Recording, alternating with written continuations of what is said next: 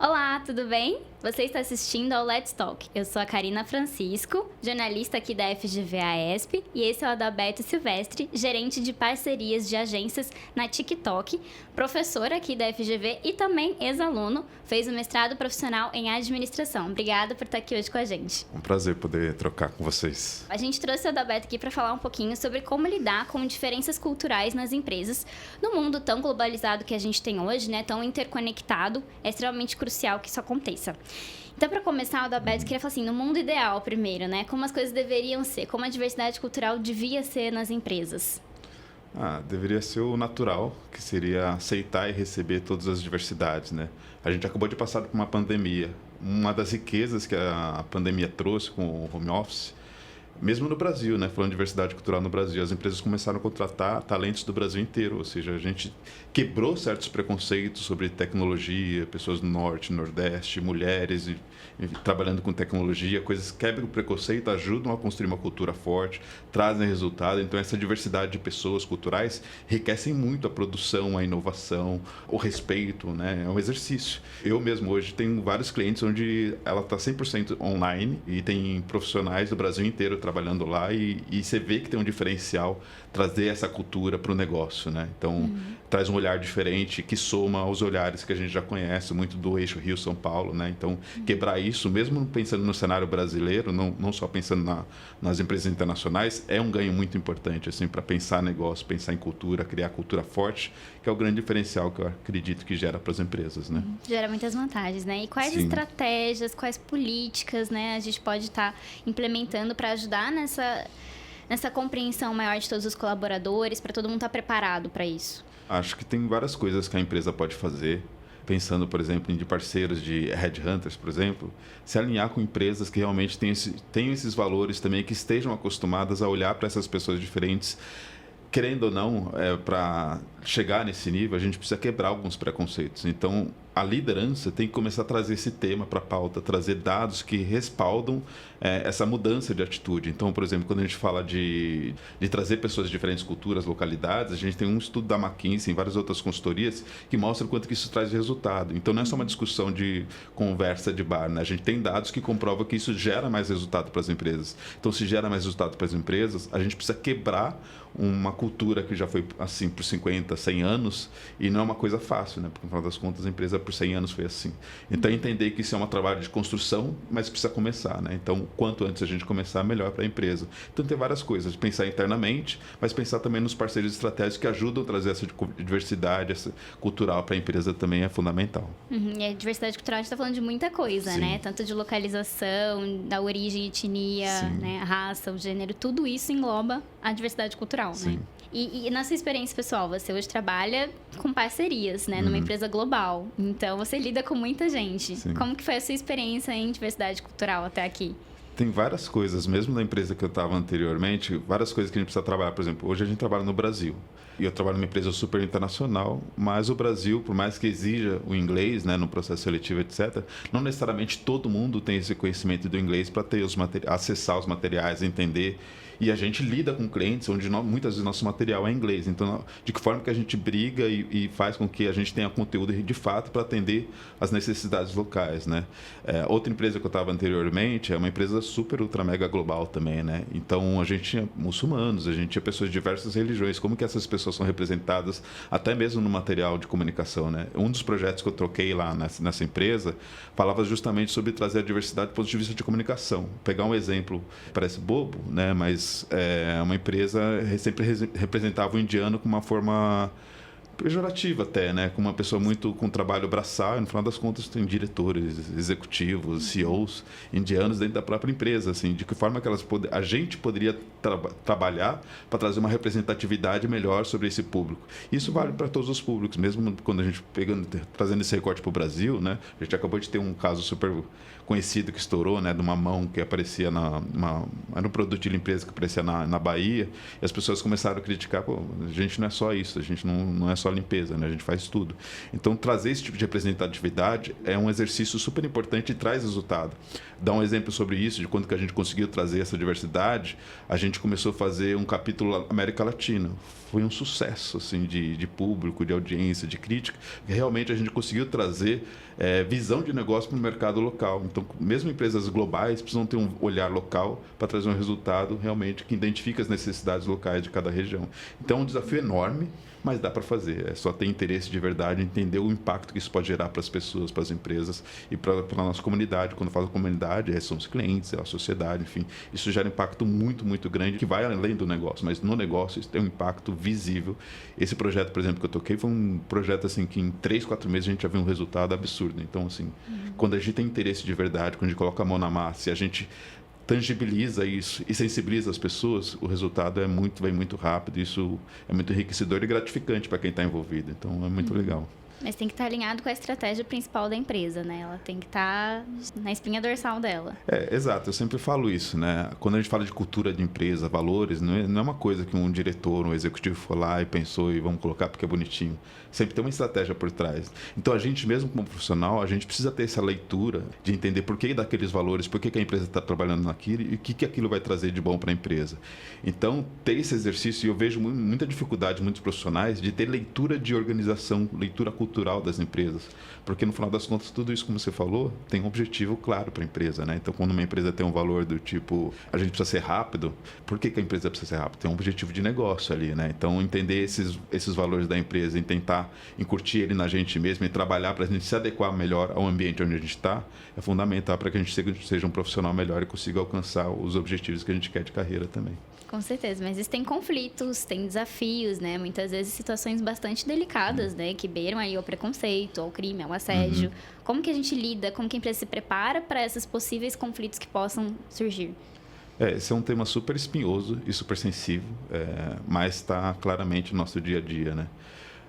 Na minha visão, a empresa tem que ser tolerância zero com esse tipo de coisa, né? Porque se uma empresa fala que foca nas pessoas, ela não pode ignorar e nem, como se diz, né, por aí, passar pano, né, para esse tipo de situação. Eu já presenciei diversos casos do contrário, né? Pessoas que fizeram assédio moral, assédio sexual, 30, 40 processos nas costas, não aconteceu nada com ele. Então, essas coisas, por mais que não estejam escritas na parede, dizem algo para a audiência que está lá. Não posso denunciar, não posso fazer nada. Então, a empresa precisa criar um ambiente seguro para que as pessoas possam denunciar. Precisam ter canais verdadeiros onde as pessoas possam falar, colocando o nome dela ou anonimamente. Isso precisa ser uma coisa transparente. As pessoas precisam ter segurança de que aquilo é de verdade e para isso os executivos precisam realmente assumir, né? Porque no final das contas, como eu falei, é um assunto espinhoso, né? Muitas vezes você se expõe, né? Não só a pessoa que está denunciando, mas o diretor, o executivo que precisa tomar uma decisão em cima daquilo. Então não é um assunto fácil, mas é um assunto necessário porque isso, do mesmo jeito que a gente está falando de construção de cultura, esse tipo de coisa destrói uma cultura, né?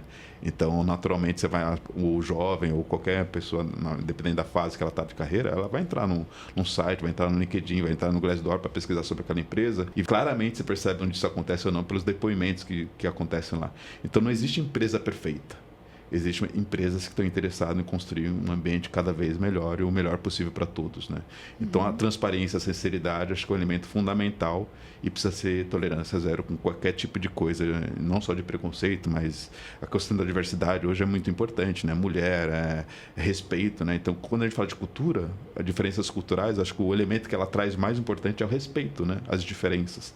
Então, isso tem que ser uma coisa que precisa ser colocada uma redoma de ouro, porque isso é a coisa mais valiosa que a empresa pode ter, que ajuda a construir o negócio dela, que passa, no final das contas, está tudo em torno dessa cultura, né? E é um tema muito falado hoje em dia.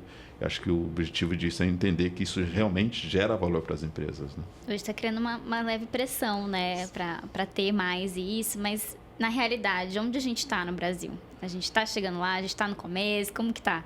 A gente estava até conversando outro dia com executivos também sobre esse tema.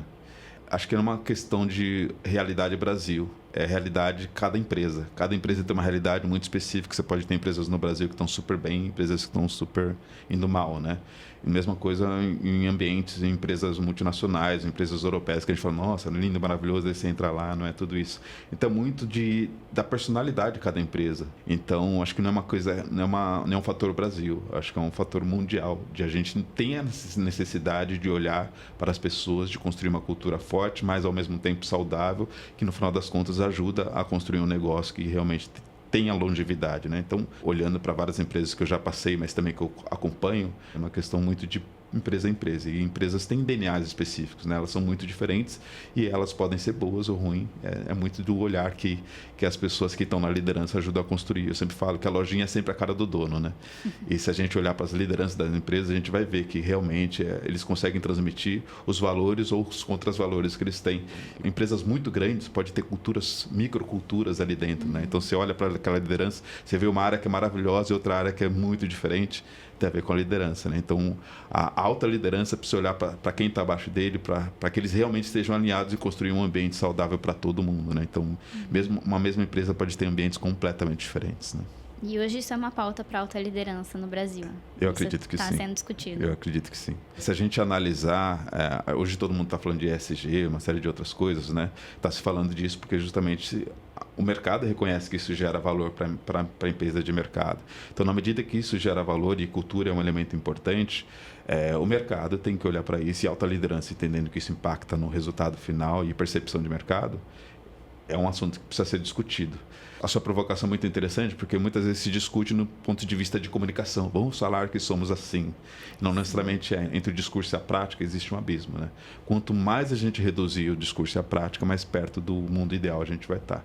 Mas é um grande desafio, é um grande trabalho, é um trabalho de construção. Eu não gosto de falar e de vender de um sonho, que é uma coisa que acontece da noite para o dia. É um trabalho de construção. E tem empresas que estão construindo e trabalhando sério, tendo a autocrítica de reconhecer seus erros. Então, esse é o principal ponto. Prefiro estar numa empresa onde fala estamos construídos, do que uma empresa que vende nós somos lindos, maravilhosos, e não é nada disso, né? A seriedade, a verdade, acho que é o mais importante. Você teria algumas dicas, um passo a passo, assim, por onde começar, um direcionamento para quem quer começar isso na empresa?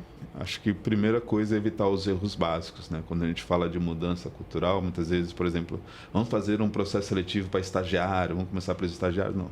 Mudança cultural tem que ser da empresa como um todo. E o segundo passo, a liderança precisa estar muito comprada com essa nova construção. Terceiro ponto, tolerância zero. Quarto ponto, e aí tudo são processos de maturação, né? Ter parceiros estratégicos realmente alinhados. Por exemplo, eu estou em uma empresa onde eu falo que a diversidade é um valor muito importante para mim. Então, não basta ser só para dentro da casa. Eu tenho que exigir isso dos meus parceiros estratégicos também. Então, são vários passos que precisam acontecer, mas acho que o primeiro ponto é entender que isso é um movimento global da empresa. Não pode ser de um diretor, não pode ser de uma área, e não pode começar simplesmente pelos níveis mais baixos. Tem que ser uma coisa que realmente abranja todo mundo e não pode ser um responsável. Acho que esse é o grande segredo. Tem até um case do Walmart, inclusive, que eu conheci aqui na FGV, que falava sobre posicionamento e mudanças culturais, né? E são dois cases do Walmart. O primeiro falando que não deu certo justamente porque tinha uma pessoa que era responsável, e o segundo case deu certo porque a empresa entendeu que a responsabilidade é de todos. Então, construir cultura, no final das contas, é a responsabilidade de todo mundo. Claro que a liderança que tem que começar esse projeto, mas todo mundo precisa se sentir parte da construção de uma cultura forte. É isso que faz mudar o jogo. Então, o primeiro passo, que é o mais difícil, é fazer com que todo mundo esteja na mesma página. Sim, não é só criar um departamento de diversidade. É lindo, maravilhoso, ajuda a ganhar prêmio, ajuda a fazer propaganda, mas não é isso que faz ganhar o jogo. E isso também considerando os fornecedores, né? Toda a cadeia de suprimento da empresa também tem que estar dentro disso, ela pode pedir isso para os fornecedores. Isso é bem interessante, né? Tem empresas que são maravilhosas da porta para fora, tem empresas que estão maravilhosas da porta para dentro. Mas o mundo ideal seria construir as dois mundos, né? Da porta para dentro, da porta para fora. Mas claro que tudo deveria começar da porta para dentro, porque quem toma a decisão, quem pensa o negócio é da porta para dentro. Mas esquecer que existe o da porta para fora é um grande problema também. Com certeza. É legal você comentar do case do Walmart, porque eu ia perguntar justamente se no mestrado profissional em administração vocês falam disso, se você teve, né, contato com alguma coisa além desse caso que você já comentou, no mestrado sobre o tema. É bem legal porque você vê que várias coisas que eu vi no mestrado se aplica totalmente com a minha vida, com o meu dia a dia, com coisas que eu vejo na minha empresa. Como eu dou aula também, eu pego várias coisas. Tipo, é um case, às vezes, esse case é super interessante, que ele tem mais de 20 anos e ele continua sendo super atual, porque a base e os conceitos continuam sendo super reais, né? Mas o MPA, que é o mestrado profissional, ele também me permitiu fazer os intercâmbios, né? Então, eu tive a oportunidade de ir para Hong Kong. Então, a riqueza de discutir cultura, de fazer negócio na Ásia, por exemplo, entender esse ambiente, essa cultura, as diversidades, as motivações que existem lá, te ajuda, inclusive, a ter um olhar macro de negócio, de economia, do impacto, de como que olhar de forma crítica as diferentes estratégias. Hoje eu estou numa empresa multinacional, né? Me ajuda muito do ponto de vista de ter uma visão mais estratégica de negócio. Então, o MPA foi fundamental para mim nesse sentido de ajudar a exercitar esse olhar crítico para a cultura, negócios, países diferentes, regionalização. Então, foi muito rico nesse sentido. Legal. Você foi para mais algum outro lugar? Fui para Madrid também, mas tem um modelo de educação também online que eu me aproveitei também. Então, eu fiz curso em Yale, em Harvard. Em Yale, eu fiz, inclusive, um curso que é um tema que todo mundo está falando, né? Que é Natural Capital, que é justamente negócios baseados em sustentabilidade. Foi uma coisa riquíssima, alunos do mundo inteiro. E não perdeu, na minha visão, não perdeu em nada para o que eu fiz presencial em Hong Kong, porque a riqueza, todo mundo, quase todo mundo da minha turma eram executivos de empresas em vários lugares do mundo, assim, África, Ásia, Europa, Brasil, América Latina, América do Norte, ou seja, a riqueza que a gente está falando de cultural é muito grande. Então, o MBA também me permitiu, mesmo online, participar de um ambiente cultural diverso, mas com temas que são relevantes também para o negócio. Então, fica a dica aí, é uma oportunidade excelente. Que legal. Como que você resume a experiência de fazer o mestrado? O que ficou em você nesses 2 anos? Sem dúvida, existe um Adalberto antes e um Adalberto depois. Eu posso falar por mim, assim, do quanto que ele foi rico para o meu crescimento profissional, para a minha evolução. Mas quando você é picado pelo bichinho do conhecimento, você quer sempre mergulhar cada vez mais, né? Então, me trouxe muito essa coisa de buscar um embasamento, o conhecimento cada vez mais profundo. Mas é indiscutível a alavancagem que trouxe para a minha carreira também. E olhando, não só olhando para mim, olhando para os meus pares, todos, mesmo pessoas que já tinham um nível executivo, deram um salto ainda maior de carreira. Então, é muito relevante. Não é uma coisa fácil, né? Porque o mestrado exige, mas, né, quem está ali sabe desse custo. Mas o benefício é grande e vem rápido. Então, eu não me arrependo em nada, pelo contrário. Inclusive, muitas pessoas vêm me procurar para perguntar dicas. Falam, é a opção mais certa para sua carreira, porque ele, de fato, tem um resultado prático, importante e rápido. E você começou a dar aula aqui na FGV depois ou antes do mestrado? Quando eu comecei, a educação sempre foi uma coisa, assim, para mim, super importante. Assim que comecei a dar o mestrado, eu comecei a dar aula mais na graduação, mas em outra instituição. E eu estava sempre batendo na porta, eu quero muito dar aula na FGV, e um dia deu certo, e hoje é minha principal casa, eu adoro, realmente tem alunos diferenciados. O ambiente FGV realmente é muito legal. E os alunos que passam, e é legal que a gente acompanha a carreira deles, então você vê os movimentos que acontecem depois daquilo.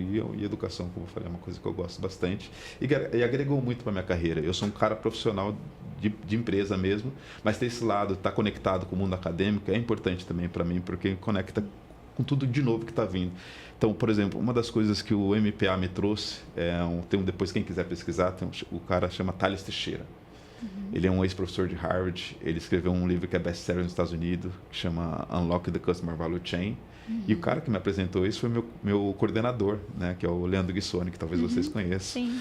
Ele também tem um dos mestrados aqui na FGV. Sim. As conexões do mestrado foram de todos os níveis e muito, muito legais. Então, as pessoas que você consegue se conectar aqui e fora criam um ambiente realmente absurdo. Mesmo pessoas que eu conheci, que hoje me conectam, você pode me ajudar do mesmo jeito que eu peço ajuda. Então, essa conexão, esse network, não só na turma, mas também nos cursos que você vai fazendo, agregam muito para você profissionalmente também. Sim, dá para unir teoria e prática também, né? Exato. Trabalhando. Exato. Legal. Bom, se você ficou interessado, né, no mestrado profissional em administração aqui da FGV, entre em contato com a gente, tem o Admissions Office, tem o site, tem as nossas plataformas. Gostou do tema? Quer enviar um tema pra gente? A gente aceita sugestão também, envia uma mensagem. Por hoje a gente fica por aqui. O papo tá muito bom, mas a gente agradece muito ao Adalberto e a gente espera você numa próxima.